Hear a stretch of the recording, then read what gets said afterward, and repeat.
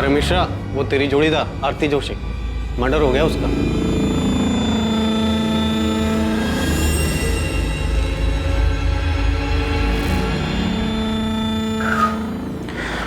किसी ने सच ही कहा है, जैसी करनी वैसी भरनी। जी ठीक है, पुलिस स्टेशन जाना होगा मुझे अभी। पुलिस के कुछ सवालों के जवाब देने हैं। आपको आरती को ऑफिस एडमिनिस्ट्रेशन के इश्यूज संभालने के लिए कहना ही नहीं चाहिए था। मैंने नहीं कहा था उसको, खुद गई थी वो। मुझे समझ में नहीं आ रहा कि उसे उनसे मिलने की जरूरत क्या थी। सीए के ऑफिस से लोग आए थे ना, मना कर देना चाहिए था यार। आपको ना उस गीता से पहले ही दूरी बना लेनी चाहिए थी। अरे पहले मुझे पुलिस को हैंडल करने दो, देखते हैं क्या सवाल पूछते हैं लोग। बिना मैं जब तक मोहन ठाकुर से बात करता हूँ, तुम आरती जोशी के पिछले 6 महीने के रिकॉर्ड्स निकलवाओ, जब से वो बेल पर जेल से बाहर आई थी। तो हमें वैभव की फैमिली को भी चेक करना चाहिए। उसकी माँ, बहन, जीजा, हो सकता है उनमें से किसी का इस मर्डर में हाथ हो। ठीक है, पता करो। और उस प्रेम मिश्रा के बारे में भी पता करो। Okay sir. नमस्कार साहब। उस्मान, खबर तो मिल गई होगी तुझे? साहब मुझे नहीं, पूरे शहर में खबर फैल चुकी है। आपको कुछ पता चला कि कौन है वो लोग? नहीं, लेकिन कोचिंग क्लासेस के पियोन रान सेवक और एडमिन इंचार्ज चंद्र सक्सेना की मदद से हम उन दोनों का स्केच बनवा रहे हैं जिन्होंने आरती का मर्डर किया था। कहना मुश्किल है कि स्केच कितना सटीक बनता है, क्योंकि दोनों सीए फर्म के एम्प्लॉय बनकर आए थे, तो जाहिर है थोड़ा भेस बदल कर आए होंगे। पर खैर, इसके अलावा कोई दूसरा चारा भी नहीं है। कुछ भी करके इन्हें ढूंढ निकालना हो, अपने सारे सोर्सेज, अपने सारे नेटवर्क का इस्तेमाल करें। हमेशा कहा कि वैभव के मर्डर में हम आरती को लेकर गलत थे। एक बार इसका छाप मारना दो साहब, मैं फौरन अपना नेटवर्क काम पे लगा दूँ। आखिर ये दोनों बच के जाएंगे कब? चाकू जैसी तेज धार वाली चीज से वार किया गया। इसके पति को भी ऐसे मारा गया था। उसी के मर्डर की सजा इसके बॉयफ्रेंड प्रेम मिश्रा और उसके 2 साथी प्रकाश वर्मा और कमलेश जायसवाल को मिली। वो तीनों अभी भी जेल में। डॉक्टर, क्या वैभव मर्डर केस में हम गलत थे? तो पता नहीं, अगर गलत हुए हैं तो जिसने भी वैभव का मर्डर किया था वो शायद इसके बेल पर बाहर आने का इंतजार कर रहा था। ऐसे ही मौका मिला, उसने इसे भी मार दिया। शायद कोई ऐसा शख्स जिसे इन दोनों की मौत से ज्यादा फायदा होने वाला था। दिलीप, हमें आरती के खिलाफ ठोस सबूत जुटाने होंगे। हम प्रेम मिश्रा और उसके साथियों के बयान पर भरोसा नहीं कर सकते, क्योंकि आरती कोर्ट में यही कहेगी वो बेकसूर है। ऐसे में उसे सजा दिलवाना मुश्किल होगा। इस केस में पहली सफलता पुलिस को योगेश पाल से मिली जब उसे उठाया गया। बहुत घुमा लिया तूने हमें योगेश पाल। हमें पता है तू किसी एक्स स्टूडेंट से नहीं मिला था। सर मैं सच बोल रहा हूँ सर। अबे सच तो तू तब बोलेगा जब हमारा डंडा चलेगा। 50,000 डंडे गिन के मारना इसे। पहचानता है ना इसे? प्रेम मिश्रा। चल बोल, क्या सेटिंग थी तेरी इसके साथ? इतना तो हमें पता है कि नौकरी के नाम पर पैसे खाने वाली कोई बात नहीं थी। सर हमें पैसे मिले थे, 1 लाख मुझे और 1 लाख निखिल को।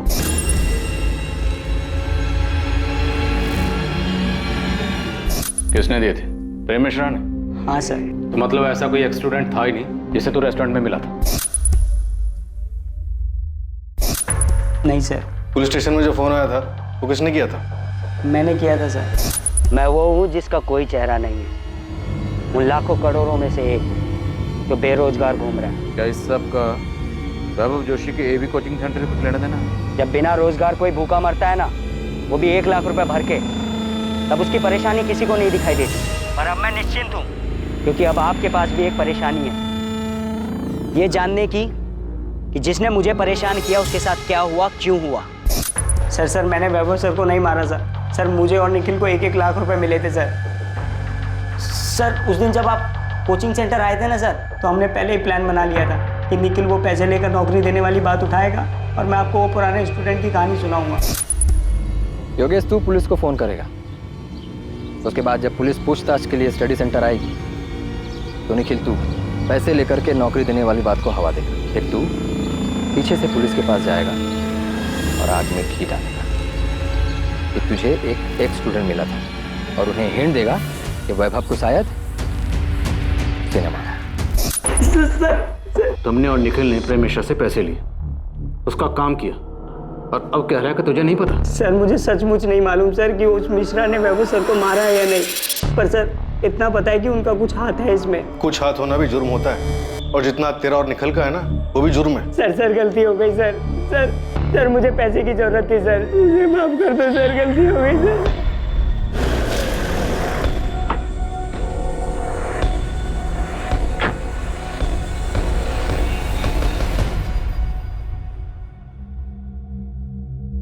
मिश्रा। जी योगेश पाल और निखिल कनौजिया हमारी कस्टडी में है। तुझे याद करके बहुत रो रहे हैं। चल। आरती, तुम्हें क्या लगा था कि हम कभी इस एंगल में जाएंगे ही नहीं, कि एक पत्नी अपने ही पति की किडनैपिंग और मर्डर की प्लानिंग कर सकती है? ये सब झूठ है। मैंने ऐसा कुछ नहीं किया। मैंने अपने आज तक के पुलिस के करियर में किसी भी मुजरिम को नहीं देखा कि अब एक बार में अपना जुर्म कबूल कर ले। सर, वैभव को मारने का प्लान आरती का था। ये झूठ बोल रहा है। सब खत्म हो चुका है, तुम भी सच मान लो। नहीं, ये सच नहीं। इसने मारा है वैभव को और अब सारा झूठा इल्जाम मुझ पर लगा रहा है। मैंने कोई प्लान, मैंने किसी को नहीं मारा है। आप लोग सब लोग मिलकर मुझे फंसाने की कोशिश कर रहे हैं। हाँ, ये झूठी कहानी बना रहे हैं आप लोग। अरे इसने मारा होगा वैभव को अपने या किसी और फायदे के लिए। प्रेम मिश्रा ने अपना जुर्म कबूल किया और अपने दोनों साथियों के नाम बताए, जिसके आधार पर पुलिस ने प्रकाश वर्मा को अरेस्ट किया। वैभव के कत्ल और किडनैपिंग में प्रेम का दूसरा साथी कमलेश जायसवाल भी पुलिस की गिरफ्त में था।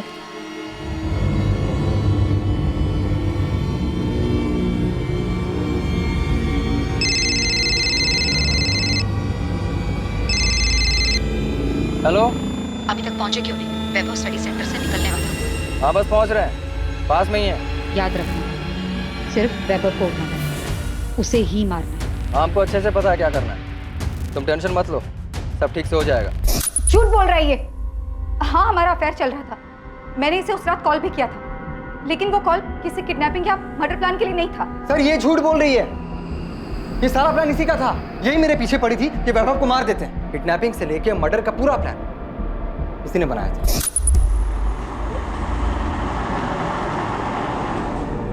आरती के प्लान से अलग अगर कुछ हुआ था तो बस इतना कि ट्रैफिक की वजह से हम पहुंचने में थोड़ा लेट हो गए थे। जब हम पहुंचे तो वैभव गीता और जोगिंदर के साथ बाहर निकल रहा था। आरती के प्लान के मुताबिक हुआ ही था।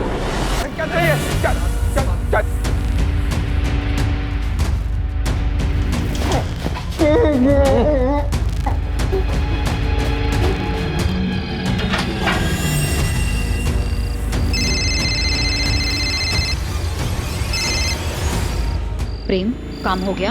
हाँ, हो गया। हम वैभव को लेकर के जा रहे हैं, तुम अपना नाटक शुरू कर दो। जैसा बोला है ना वही कर, कोई गलती मत कर देना।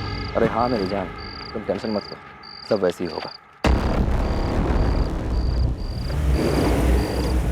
फिर हम वैभव को लेकर इलाहाबाद में एक सुनसान जगह पहुंचे जो हमने पहले से देख रखी। अरे आप इसकी बात सुनी क्यों रहे?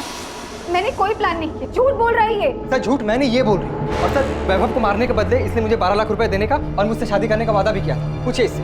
आप बकवास कर रहे हो तुम। कौन आपके पति को मारकर उसका इल्जाम आप पर डालेगा? आरती जोशी, अब नाटक बहुत हो गया, बंद करो, अपना जुर्म कबूल करो। कोई नाटक नहीं कर रही।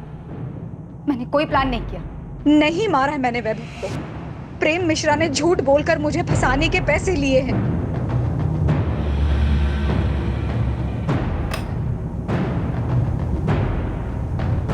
जी, ये मीनाक्षी जोशी जी से मिलना था हमें। उनका फोन नॉट रीचेबल आ रहा और घर पे भी ताला लगा है। मीनाक्षी जी तो ये कोठी 8 महीने पहले ही बेचकर चली गई है। अब उनके बेटे के साथ जो हुआ उसके बाद तो वो काफी टूट चुकी थी। यहाँ से कहाँ गई है वो? सुना है शायद अब वो वृद्धाश्रम में रह रही है। अब बेचारी करती भी तो क्या, अब उनका देखभाल करने वाला भी तो कोई नहीं बचा। आप बता सकती हैं कौन से वृद्धाश्रम में है वो? नाम तो नहीं पता, पर 80 घाट के आसपास ही है कहीं। अब आप उनकी बेटी पार्वती से पूछिएगा, शायद उसे पता होगा। अगर अब भी अपनी माँ की परवाह करती होगी तो। और कितना करेंगे? जितना कर सकते थे किया। बाकी हमारी भी तो जिंदगी है, घर है, गृहस्थी है। अपना देखें या दूसरों का करते फिरे। देखिए, वैभव के जाने के दुख से माँ जी अभी तक उबर नहीं पाई हैं। सारा दिन उसके बारे में सोचकर, उसे याद करके परेशान होती रहती हैं। अब आप खुद बताइए, जो चला गया उसके लिए कब तक अफसोस करते रहेंगे? पार्वती, वो तुम्हारी माँ है। हाँ तो उन्हें भी तो समझना चाहिए ना। और वैसे भी वो हमेशा से वैभव भैया की माँ ज्यादा रही है। हमारी तो उन्हें सिर्फ मुसीबत में याद आती थी, लेकिन अब ना सब कुछ सही। वो वहां खुश है और हम यहाँ पर खुश हैं। हमें ना तो उनसे और ना ही उनकी मुजरिम बहू आरती से कोई लेना देना है। अब लेना देना होगा भी नहीं, क्योंकि आरती का मर्डर हो गया। क्या? मर्डर कहाँ हुआ है? जेल में? उसकी कोचिंग क्लास में। आपको पता नहीं था वो बेल से बाहर आई हुई है? बेल पे बाहर आए या नरक में जाए, हमें कोई फर्क नहीं पड़ता। मेरे भाई को मार दिया, मेरी माँ को बेहाल करके छोड़ दिया, जिए या मरे बाहर में जाए, घर बेच दिया, सारा पैसा अपने पास रख लिया, मुझे एक फूटी कौड़ी तक नहीं दी। पार्वती, तुम्हारी माँ ने कोई शिकायत नहीं। हम आरती के मर्डर के सिलसिले में आए थे। हाँ तो यहाँ क्यों आई? जाइए उसके भाई मोहन घर जाइए, आप जाना है तो। मुझे पहले शक था उसने अपनी बहन के साथ मिलकर मारा है वैभव को, और अब ज्यादा लालच के चक्कर में आरती को ही मार दिया होगा। सर मैंने अपने सीए से फिर से बात की थी, उसने मुझे बताया कि जीएसटी फाइल करने में कभी कोई प्रॉब्लम थी ही नहीं। मोहन, अब आरती तो रही नहीं और उसका और वैभव का कोई बच्चा भी नहीं, तो कोचिंग क्लास अब किसकी हुई? सर मैं समझ रहा हूँ आप क्या कहना चाहते हैं, मगर आपको एक बात बता दूं कि जब आरती जेल में थी उसे बाहर निकालने के लिए मैंने अपना दिन रात एक कर दिया था सर। हाँ पता है, 11 लाख का बॉन्ड साइन किया था आरती के। सर सिर्फ उतना ही नहीं, बेल पर बाहर निकलने के बाद आरती हमारे साथ ही रही थी, उसके पास जाने के लिए कोई जगह नहीं थी। जाहिर सी बात है वैभव की माँ तो उसे अपने साथ रखती नहीं, और हमने सुना है कि वैसे भी मीना। सही सुना तुम, उन्होंने अपना घर बेच दिया और अब वृद्धाश्रम में रहती। तो ऐसी हालत में मैंने ही उसे सहारा दिया था सर। वो अपनी जिंदगी एक नए सिरे से शुरू करना चाहती थी, मैंने पूरा सपोर्ट दिया उसे। तुम्हें पता उसकी जमानत कभी भी खत्म हो सकती थी। तो मैं दोबारा बेल करवाता। सर वैभव के साथ शादी के बाद वो वैसी बहुत भुगत चुकी थी। अब आरती के मर्डर के बाद तो उसकी जमानत का मामला भी खत्म हो गया। तो पता लगाइए ना किसने मारा है आरती को, कि आरती के मर्डर में इस प्रेम मिश्रा का हाथ हो, या फिर वैभव की फैमिली ने बदला लेने के लिए आरती का मर्डर करवाया है। तुम्हें लगता है कि वैभव जोशी का मर्डर आरती ने करवाया था? सर मुझे यकीन नहीं था, मैं बार बार आपसे कह रहा था कि आरती ऐसा नहीं कर सकती, और मैं क्या, आरती ने भी आपसे चीख चीख कर यही कहा था कि उसने अपने पति को नहीं मारा है। पहले आप ही लोगों ने कोर्ट में साबित किया कि आरती ने ही अपने पति को मारा है, फिर आप ही ने उसे सजा दिलवाई, और अब आप मुझसे पूछ रहे हैं कि आरती ने सही में अपने पति को मारा था। हम भी ये मानते हैं कि शायद उस केस में हमसे चूक हुई थी, कोई तो ऐसा एंगल था जिसकी तह तक हमें जाना चाहिए था। मोहन, मैंने कुछ लोगों को पड़ोसी से पूछताछ करते हुए देखा। सुषमा, आरती हमारे साथ में रहती, जाहिर सी बात है ये लोग पूछताछ करेंगे। मुझे बहुत डर लग रहा है। डर को अंदर रखो, चेहरे पे मत लेकर आना। वैसे ही इन लोगों को मुझ पे शक हो गया, मैं नहीं चाहता कि तुम्हारी वजह से कोई मुसीबत खड़ी। अभी वो पुलिस वाला मुझसे यही पूछ रहा था कि मुझे यकीन है कि आरती ने ही वैभव को मारा है। क्या? इसीलिए बोल रहा हूँ शांत रहो, हो सकता है ये लोग तुम्हें भी सवाल जवाब के लिए बुलाएंगे, मगर बिल्कुल आराम से शांति से जवाब दो, समझ आया? तुमने कहा था कि वैभव का मर्डर आरती का प्लान था, जिसका अब खुद का मर्डर हो चुका है, और तुम अभी सजा काट रहे हो। तुम्हें नहीं लगता अब तुम्हें सच बता देना चाहिए? सच मतलब पूरा सच। तुमने जानबूझ के आरती को वैभव मर्डर केस में फंसाया था? सजा होने के बाद आप ये सवाल पूछ रहे हैं? हाँ, क्योंकि आरती ने कभी नहीं माना कि उसने वैभव की किडनैपिंग या मर्डर प्लान की थी। उसने आखिर तक कोर्ट में भी यही कहा। मिसेज आरती जोशी, आप पर आपके पति वैभव जोशी को अगवा करने और उनका कत्ल करने और साजिश करने का इल्जाम है। आप ये इल्जाम कबूल करती हैं? सर मैंने कुछ नहीं किया है, मुझे फंसाया जा रहा है। मेरे पति की किडनैपिंग और मर्डर में मेरा कोई हाथ नहीं है। तुम्हारे कबूल करने के बाद भी आरती ने हमेशा हमारे सामने और कोर्ट में यही कहा कि वो बेकसूर थी। वो बहुत शातिर औरत थी, आखिर तक अपना गेम खेलती रही। वो चाहती थी कि सारा इल्जाम मैं अपने सर ले लूं। शातिर वो थी या तुम? प्रेम चाहे जो कहे, आप लोग चाहे जो माने, लेकिन मैं जानती हूँ कि मैं निर्दोष हूँ। मैंने मेरे पति को नहीं मारा। जिस रात वैभव किडनैप हुआ, आपके और प्रेम मिश्रा के बीच में क्या क्या बातें हुई हम जानते हैं। और सिर्फ वही नहीं, मर्डर के बाद तुम दोनों के बीच में क्या बातें हुई थी ये भी जानते हैं। तुमको सबूत चाहिए? सबूत नहीं, बस कंफर्म कर रही हूँ कि काम हुआ या नहीं। तुमने उसे ठिकाने लगा दिया ना? हाँ लगा दिया है। पक्का? कहीं ये काम तुमने किसी और पर तो नहीं छोड़ दिया? नहीं, मैंने खुद किया है। तुमको हम पे भरोसा नहीं है? यकीन करो, हमने काम पूरा कर दिया है। यही वो नंबर है ना जो आप लोगों ने प्रेम मिश्रा के नाम पर लिया था? इसी नंबर पर आपने प्रेम मिश्रा के साथ मिलकर वैभव को मारने की प्लानिंग की थी, है ना? सिर्फ कॉल रिकॉर्ड्स ही नहीं, हमारे पास तुम दोनों के फोन लोकेशन भी है जहां जहां पे तुम दोनों साथ में। सर मैं पहले भी बता चुकी हूँ, वैभव से बदला लेने के लिए मैंने ये अफेयर शुरू किया था, क्योंकि वैभव हर दूसरी औरत पर लट्टू हो जाते थे। हमारी शादी को मजाक बना के रखा था उन्होंने अफेयर किया तो मैंने भी अफेयर कर लिया।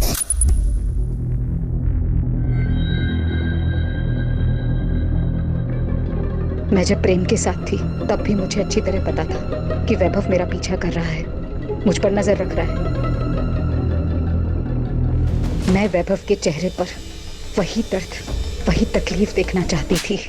तुम्हारी हिम्मत कैसे हुई? कैसे हुई तुम्हारी हिम्मत? जैसे तुम्हारी हिम्मत।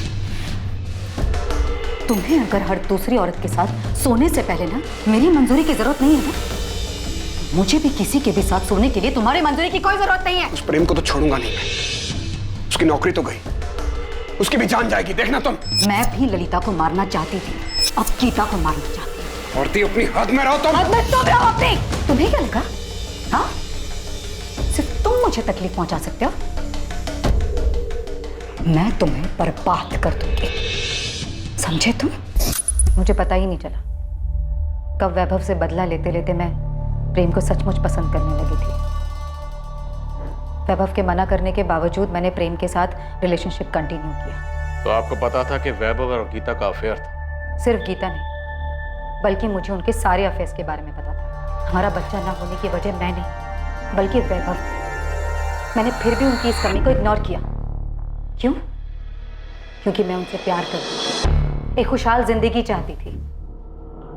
मैंने उन्हें नहीं मारा है, और ये सब कुछ जो कॉल रिकॉर्ड्स और मोबाइल लोकेशन आप लोग मुझे दिखा रहे हैं, ये सब कुछ प्रेम ने मुझे फंसाने के लिए किया है। हाँ, हमारी बात होती थी, लेकिन उस बातचीत में कोई प्लानिंग नहीं थी, बल्कि हम आपस की बातें करते थे। लेकिन मुझे ये नहीं पता था कि प्रेम के दिमाग में ये सब चल रहा है। वो एक दिन किसी के साथ मिलकर मुझे फंसाने की कोशिश कर रहा है और यहाँ लाकर खड़ा कर देगा जहाँ पर आपको उसकी सारी बातें सच्ची लगेंगी। ये अदालत आरती जोशी, प्रेम मिश्रा, प्रकाश वर्मा और कमलेश जायसवाल को वैभव जोशी को अगवा करने की साजिश और उसके कत्ल के लिए दोषी पाती है। ये अदालत आरती जोशी को उनके पति वैभव जोशी के कत्ल और किडनैपिंग के जुर्म में 10 साल की सजा सुनाती है। आरती बहुत चालाक औरत थी। भले ही उसने आपके सामने या कोर्ट में अपना जुर्म कबूल नहीं किया, पर आपकी बनाई हुई चार्जशीट के आधार पे ही तो कोर्ट में उसे सजा हुई थी। तो क्या हम गलत थे? हो क्या गया सर आपको? आप क्यों अचानक आरती के बुने जाल में फंस रहे? आरती का मर्डर हो चुका है। अगर ये जाल आरती ने बुना था तो फिर आरती को किसने मारा? उसे उसके किए की सजा मिली है सर, और कुछ नहीं। वैसे आप क्यों उसे बेगुनाह साबित करने पे तुले? वो मुझे सारा इल्जाम अपने सर लेने के लिए कह रही थी। जब हमें यहाँ से निकाला गया अपने वकील से मिलने के लिए, तब आरती मुझसे मिली थी। प्रेम, मेरे पास टाइम बहुत कम है, प्लीज मेरी बात सुनो। कितनी कमीनी निकली तुम। मेरे वकील ने सब बताया मुझे कि तुम और तुम्हारे वकील सब मुझ पे थोपने वाले। देखो आरती, अगर मैं डूबाना तो तुम्हें भी साथ लेके डूबूंगा। प्रेम, मेरी बात तो सुनो। मेरे पास एक आइडिया है। नहीं चाहिए तुम्हारा कोई आइडिया वाइडिया। देखो, हम जैसा चाहते थे ठीक वैसे ही हो रहा है। वैभव भी मर चुका है, बस हमें एक गेम खेलना है, उसके बाद हम दोनों बच जाएंगे। उस दिन कहाँ गया था तुम्हारा ये हम दोनों? जब पुलिस के सामने चिल्ला चिल्ला कर कह रही थी कि वैभव को मैंने किडनैप किया है, मैंने मारा है, तुम्हारा इसमें कोई हाथ नहीं है। जिंदगी बर्बाद कर दी तुमने मेरी। मैंने कोई जिंदगी बर्बाद नहीं की प्रेम। एक बार ठंडे दिमाग से सोच कर देखो, अगर हम दोनों जेल में रहेंगे तो किसी काम के नहीं रहेंगे। वाह, तो अब तुम ये चाहती हो कि मैं जेल जाऊं और तुम बाहर मजे करो? देखो, मेरे पास बहुत पैसा है। अगर तुम कोर्ट में ये गवाही देते हो सबके सामने कि तुम्हें नौकरी से निकाल देने पर गुस्से में आकर तुमने ये सब कुछ किया है और इस जंजाल से मुझे आकर बाहर निकाल, ये जंजाल तुम्हारा फैलाया हुआ है। प्रेम, एक बार सोच कर देखो, हम अपनी जिंदगी नए सिरे से शुरू कर सकते हैं। इनकम की टेंशन नहीं है। वैभव की क्लास अब मेरी है। तुमने रिलेशनशिप के लिए इतना कुछ किया, अब मेरी छोटी सी बात भी नहीं मानोगे? नहीं, कभी नहीं। अगर मैं जेल गया तो तुम भी बाहर नहीं घूम सकती। और हाँ, एक मर्डर करने के लिए जो सजा मिलती है ना, दूसरे के लिए भी वही सजा मिलेगी। क्योंकि तुमने मेरे साथ जो किया है, उसके बाद अगर मैं तुम्हारा खून भी कर दूं तो मुझे कोई दुख नहीं होगा। मैं कभी सोच भी नहीं सकता था कि तुम इतनी कमीनी निकलोगे। आरती बहुत पहुंची हुई चीज थी।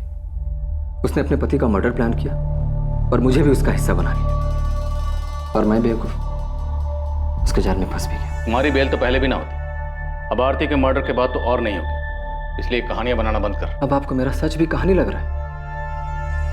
तो ठीक है, अब आपको मुझसे कुछ नहीं मिलने वाला।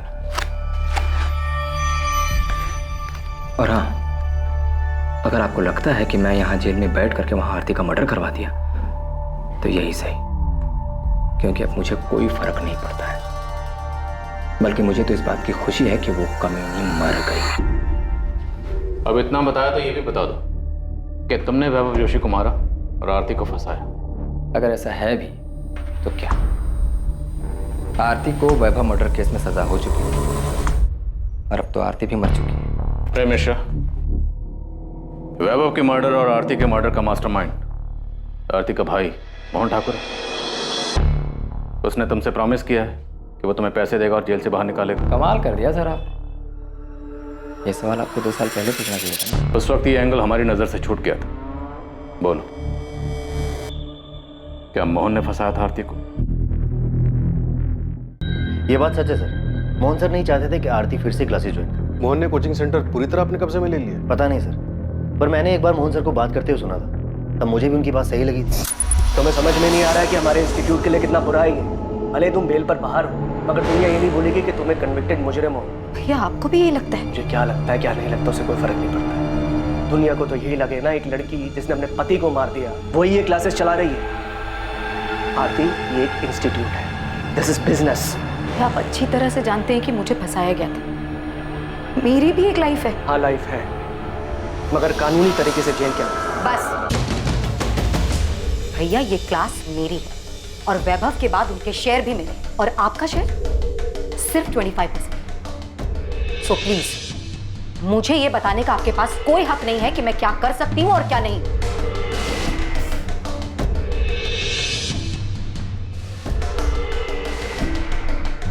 ये बात भी सच है सर। क्या आरती मोहन सर की जिम्मेदारी बन गई? वैभव के मर्डर में आरती के अरेस्ट होने के बाद जब कोचिंग सेंटर मोहन ने संभाला, तब क्या कभी उसकी किसी हरकत से ऐसा लगा कि वैभव के मर्डर में उसका भी हाथ हो सकता है? सर मुझे तो कभी उनके बिहेवियर से ऐसा कुछ लगा नहीं, पर हाँ क्लासेस में बातें होने लग गई थी कि वैभव सर मर चुके हैं, आरती जेल में है, और ये सब कुछ अब मोहन सर का ही। साहब, ये दोनों जिन्होंने आरती को मारा है वाराणसी के तो नहीं, क्योंकि मेरी टीम ने पूरा शहर छान मारा लेकिन कहीं दिखे नहीं। मेरी टीम अभी काम पे लगी है, हो सकता है आसपास की। साहब मुझे ऐसा लगता है कि आपको आरती के भाई मोहन ठाकुर पे फोकस करना चाहिए। ना तो हमें वैभव जोशी के कॉल रिकॉर्ड से कुछ मिला और ना ही मोहन ठाकुर। आरती के कॉल रिकॉर्ड से भी ऐसा कुछ नहीं मिला जिससे हमें कोई लीड मिल सके। साहब आरती के बिल के पीछे मोहन ठाकुर की साजिश है, इसका तो कोई प्रूफ नहीं है, लेकिन हाँ उसके पड़ोसी से बात की तो पता चला कि मोहन और उसकी बीवी आरती के साथ में रहने से खुश नहीं थे, तो क्लासेस के लालच में उनको मजबूरी में अपने साथ में रख रहे थे। आपने जब आरती को अरेस्ट किया वो टाइम हमारे लिए बहुत अच्छा नहीं था। हमारा एक बच्चा है जो अभी क्लास 7 में आया है। आप खुद ही बोली, हर जगह आरती की खबर छप रही थी, तो बच्चे पर क्या असर हुआ होगा? तो अगर आरती के अरेस्ट होने से आपको इतनी परेशानी हुई, तो जब आरती जमानत पर बाहर आई तब तो आपको और भी दिक्कत हुई होगी। आप जैसा समझे सर, लेकिन आरती जैसी जिद्दी लड़की मैंने आज तक नहीं देखी। घर पर रहने तक तो ठीक था, लेकिन वो क्लासेस में प्रॉब्लम क्रिएट करने लगी। उसे समझ ही नहीं आ रहा था कि उसके क्रिमिनल रिकॉर्ड की वजह से क्लासेस पे क्या असर पड़ेगा।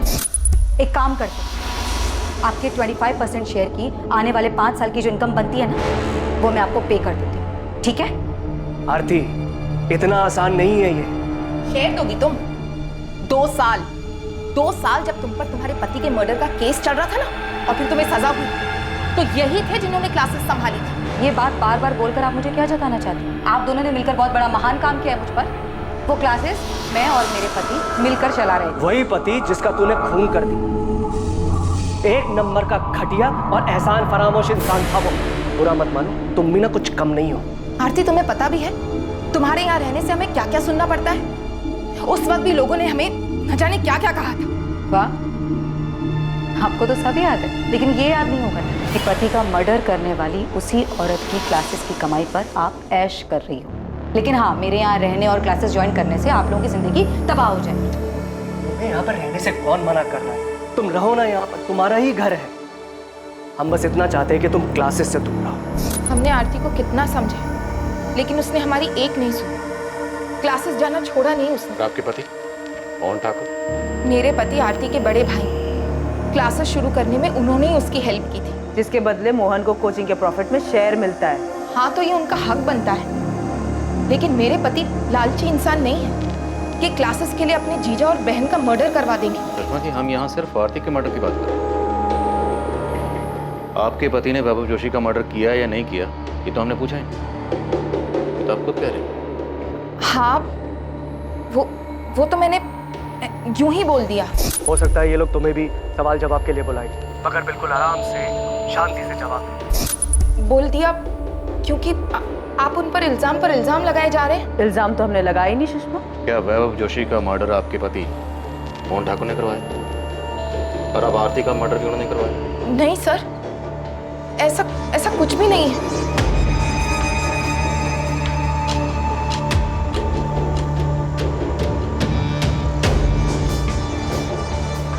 मोहन और सुषमा ठाकुर पर नजर रखो। इस बार शायद हम सही दिशा में। अगर इन लोगों ने कुछ किया, कोई ना कोई गलती जरूर करे, तो भी उठा लेंगे। सर, हमें मोहन की बैंक स्टेटमेंट चेक करनी चाहिए। अगर उसने सुपारी दी है तो कैश देने के लिए क्लियर को पैसे भी निकालेंगे।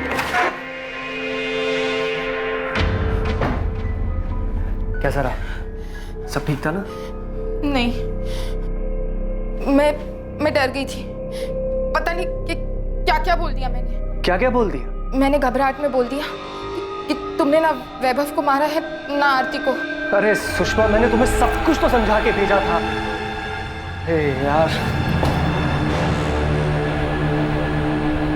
मोहन ठाकुर और सुषमा ठाकुर अब आरती मर्डर केस के अहम संदिग्ध थे। वैभव मर्डर केस में भी मोहन के अहम संदिग्ध होने का अंदेशा था।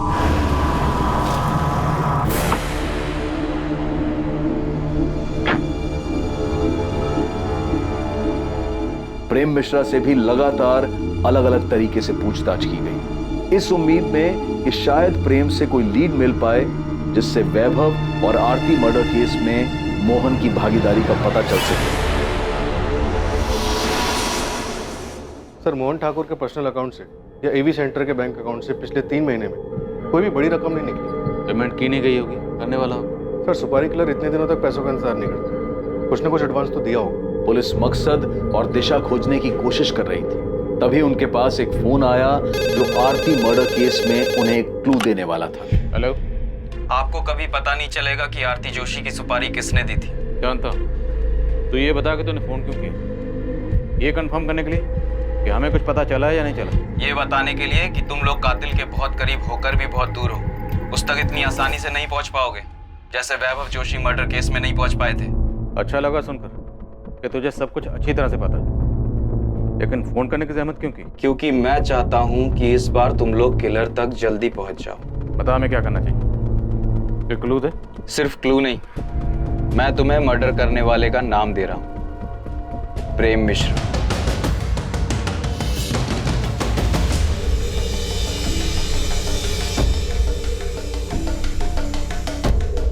बिना पिछले 2 महीने में तो किसी भी अपराधी की बेल नहीं हुई है। क्या फिर भी आप अपने रिकॉर्ड में चेक करके बता सकते हैं कि प्रेम मिश्रा अब किसके साथ सेल शेयर कर रहा था और उनमें से कौन कौन बाहर है और किस किस से उसकी बातचीत थी? तो शायद हमें थोड़ी हेल्प हो जाएगी। और मुझे लगता नहीं है कि प्रेम मिश्रा ने कुछ किया होगा। तुम्हें तो पता ही है कि ये स्टेट शीटर्स बिना अपने फायदे के कोई भी काम नहीं करते। और भला यहाँ जेल में बैठकर प्रेम मिश्रा क्या दे सकता है उन्हें?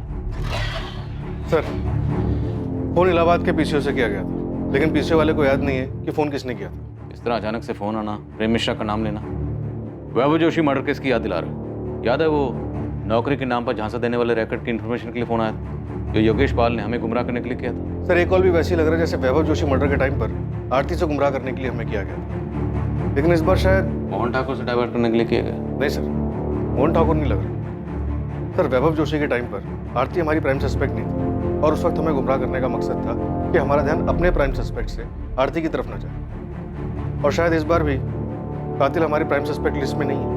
लेकिन वो कौन है जो अभी तक हमारी सस्पेक्ट लिस्ट में नहीं है? गीता? कहीं वो गीता तो नहीं जिससे कॉलर हमारा ध्यान हटाना चाहता है?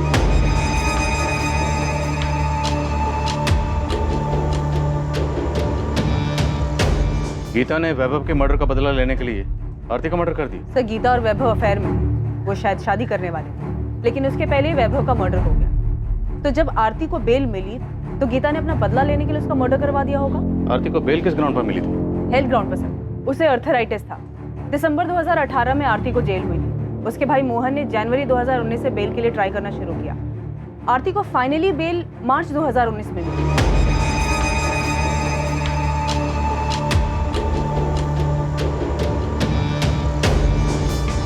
क्या हुआ? पुलिस ने उस बारे में कुछ पूछा? नहीं, पुलिस को उसके बारे में कुछ नहीं पता। अगर बाद में पता चला तो? अब अगर पूछेंगे सब बता दूंगा। वीना, ये वैभव की माँ मीनाक्षी जी ने अपना घर कब बेचा था? मीनाक्षी जी तो ये कोठी 8 महीने पहले ही बेचकर चली गई है। तो मीनाक्षी जी की पड़ोसन ने कहा था 8 महीने पहले। 8 महीने मतलब जनवरी 2019 में। Yes sir. सर, आपको मीनाक्षी जी के घर बेचने और आरती के मर्डर में कनेक्शन नजर आ रहा है? हैं कहाँ ये मीनाक्षी जी आजकल? वृद्धाश्रम। मैं उनसे मिलने गई थी। मीनाक्षी जी, ये पहचाना आपने मुझे? मैं पिछली बार आपसे मिली थी जब वैभव का मर्डर हुआ। आपकी बहू आरती का मर्डर हो गया। मैं आज तक समझ नहीं पाई, जब आपस में बन नहीं रही थी, एक दूसरे की कोई बात मंजूर नहीं थी, तो अलग हो जाते। मारने का क्या मतलब था? उनको देख के लगा कि उनकी जीने की इच्छा ही खत्म हो गई। क्या आपको उनको पे शक हो रहा है? देखो, कंफर्म नहीं है, इत्तेफाक भी हो सकता है। आरती को सजा हुई दिसंबर में। जनवरी को आरती के भाई ने उसकी बेल के लिए अप्लाई की और जनवरी में ही मीनाक्षी जी ने अपना मकान बेचा और वृद्धाश्रम में शिफ्ट हो गए। मकान बेचा था तो उसके पैसे मिले होंगे। वीना, मीनाक्षी जी का बैंक अकाउंट चेक करो। Sure sir.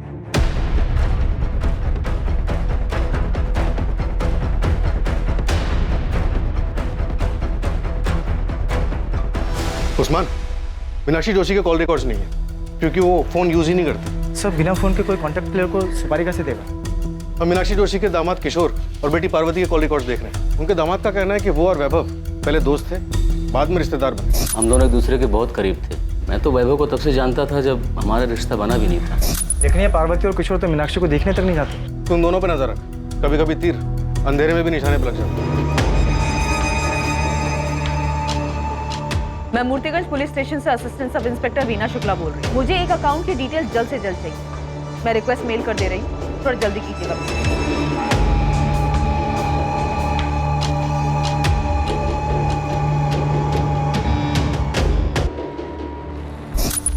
भैया, ये क्या है? क्या है? पैसे निकाले? हाँ, 2 लाख किस लिए? तो तुम मुझसे हिसाब मांगोगी? बिल्कुल, क्योंकि आपने ये पैसे अपना शेयर लेने के बाद निकाले। राहुल का एक अच्छे स्कूल में एडमिशन करवाना था। 2 लाख रुपए चाहिए थे एडवांस फीस के। मेरे प्रॉफिट शेयर में से कट कर ले। हाँ, तो आपको बताना चाहिए था। तुम कहना क्या चाहती हो? मैंने चीटिंग की है? मैं ये नहीं कह रही हूँ भैया, मैं सिर्फ इतना कह रही हूँ कि आपने ये पैसे निकाले और मुझे नहीं बताया। मैं भी जिंदा हूँ, मरी नहीं हूँ। सड़ रही थी तुझे।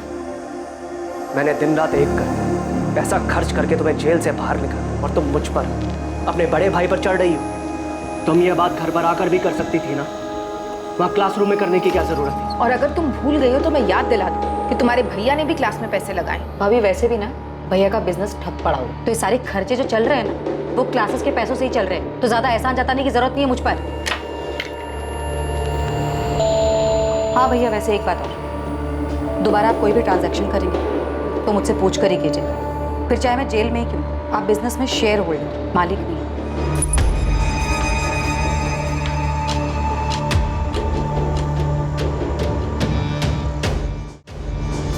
जिस अंधी गली में इन्वेस्टिगेशन दाखिल हुई थी, उसी अंधी गली से आरती जोशी मर्डर केस का आखिर में रास्ता खुलने वाला है। पुलिस ने अंधेरे में जो तीर चलाया था, वो तीर आरती मर्डर केस में निशाने पर लगा था।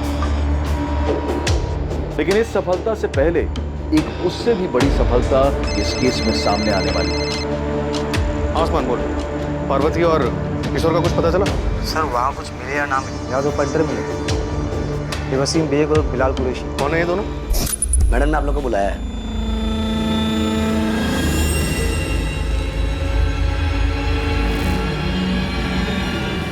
साहब, ये वही लोग हैं जिसका स्केच पियोन और उसके एडमिन इंचार्ज ने बनवाया था। इन्होंने आरती का मर्डर किया था। साहब, आप फौरन पहुंचिए, लगता है सुपारी का पैसे लेने के लिए आए। तू वहीं पे रुक, मैं 5 मिनट में वहां पे पहुंच रहा हूँ।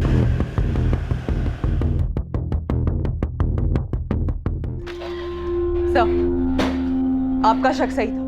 काफी घुमाकर प्लानिंग की गई। मीनाक्षी जोशी के अकाउंट से पैसे दिए गए? नहीं सर, लेकिन घर बेचने के बाद की कहानी कुछ और है, जो हमसे छुपाई गई। हमसे चूक हो गई सर। हमने सिर्फ मोहन का अकाउंट चेक किया, लेकिन घर बेचने के बाद मीनाक्षी जी को 55 लाख रुपए मिले, जिसमें से 40 लाख रुपए उन्होंने पार्वती के अकाउंट में ट्रांसफर किए। ये किशोर और पार्वती तो कुछ और ही कहानी सुना के गए थे। उन्होंने तो कहा था कि मीनाक्षी जी ने घर बेचने के बाद उन्हें कुछ नहीं दिया। हमसे झूठ बोल रहे थे वो दोनों। घर बेच दिया, सारा पैसा अपने पास रख लिया, मुझे एक फूटी कौड़ी तक नहीं दी। पार्वती और किशोर कुछ ज्यादा ही ओवर एक्टिंग कर गए। सर उनको तबीयत से तोड़ते सारी एक्टिंग निकल जाएगी। Sir 102 number.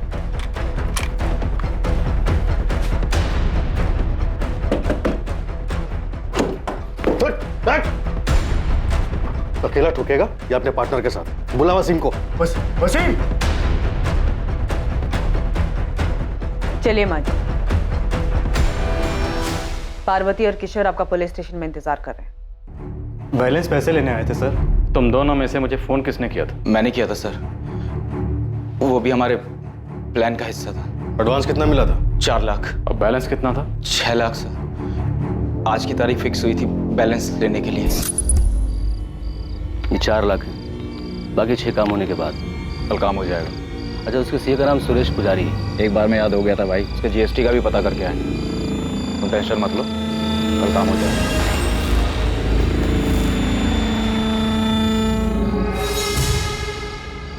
कल हो जाएगा माँ। कह दिया उसे कि उसे भी उतना ही दर्द होना चाहिए जितना मेरे बेटे को हुआ था। उसे दर्द होगा, वैभव से ज्यादा दर्द होगा उसे। आरती को मारने की प्लानिंग आपने जनवरी में शुरू कर दी थी। मैं पहले ही मारना चाहती थी, लेकिन जनवरी में पक्का कर लिया था। आज फिर कोर्ट में उसकी बेल की सुनवाई है माँ। बस उसे बेल जल्दी मिल जाए। देखिए, लगता तो इस बार जल्दी मिल जाएगी। आप यहाँ क्या कर रही हैं? आप क्या चाहती हैं आप? तुम तो शुरू से ही कहती रही कि तुमने वैभव को नहीं मारा। बस मैं ये जानना चाहती हूँ सच क्या है। माँ, मुझे आपसे कुछ नहीं चाहिए, मैं आपके पास नहीं आऊंगी। जैसी तुम्हारी मर्जी। बस मैं तो ये जानना चाहती हूँ कि तुमने वैभव को मारा है। बोल बेटा, तुमने ही मारा है ना? हाँ, मैंने मारा वैभव को, क्योंकि वो अपने घटियापन और अपनी गंदी चीजों से बाज नहीं आ रहा था। 5 सालों में जो दर्द और जो तकलीफें उसने मुझे दी है, वही दर्द मैं उसे देना चाहती थी। हाँ, मैंने मारा है आपके बेटे को, क्योंकि मैं आपके बेटे से नहीं बल्कि प्रेम मिश्रा से प्यार करती हूँ। पर तूने मुझे पहले कभी कुछ बताया क्यों नहीं? मैं अपने बेटे से बात करती, वो तेरे रास्ते से हट जाता और तू अपनी जिंदगी जी लेती। मैं उसे छोड़ना नहीं चाहती थी, मारना चाहती थी। मैं ये घर बेच दूंगी और वृद्धाश्रम चली जाऊंगी, और वहां पे तुम दोनों में से कोई भी मुझे मिलने नहीं आएगा, और इस तरह किसी को मुझ पे भी शक नहीं होगा और तुम लोगों पे भी नहीं होगा। उन पैसों से मैं आरती को मरवाऊंगी। मार दिया मैंने उसे, मार दिया। उसे वही दर्द दिया जो उसने मेरे बेटे को दिया था। मैं कबूल करती, ये सब मैंने अकेले किया है। इसमें मेरी बेटी और दामाद का कोई लेना देना नहीं। मीनाक्षी जी, कानून किसी की मर्जी या खुशी के लिए काम नहीं करता। आरती के मर्डर के लिए दोनों को भी सजा हो। देखिए, मैंने जो कुछ भी किया, मुझे इस बात का कोई अफसोस नहीं। मैं अपना जुर्म कबूल करता हूँ। मुझे भी कोई अफसोस नहीं। अपने बेटे की मौत का बदला लेके खुश हैं आप? हाँ, मुझे बदला लेना था। उसने मेरे बेटे को मारा, मैंने उसकी जिंदगी खत्म कर दी। मीनाक्षी जी, आपने सिर्फ आरती की जिंदगी खत्म नहीं की, बल्कि अपनी बेटी और दामाद की जिंदगी भी खत्म कर दी। मोहन और सुषमा को डर था कि बेटे के एडमिशन के लिए निकाले गए 2 लाख रुपए कहीं उन्हें बेवजह आरती मर्डर केस में ना फंसा दे। प्रेम मिश्रा और उसके दोनों साथी वैभव मर्डर केस में जेल में सजा काट रहे हैं। किशोर राजपूत, बिलाल कुरैशी, वसीम बेग, पार्वती राजपूत और मीनाक्षी जोशी को आरती मर्डर केस में बुक किया गया है।